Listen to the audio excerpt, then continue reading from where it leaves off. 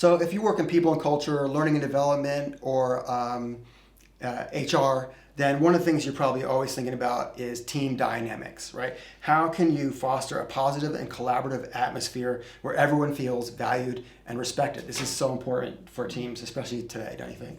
Absolutely.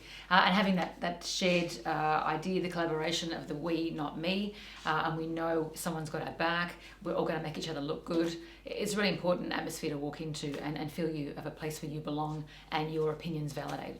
Yeah, we talk about a lot the ensemble mindset, right? Caroline touched on it, that we, not me.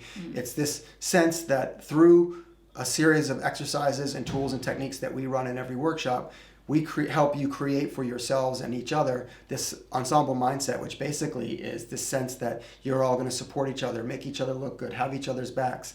And, once people feel safe, right? You talk about organizational safety, psychological safety, yeah. right?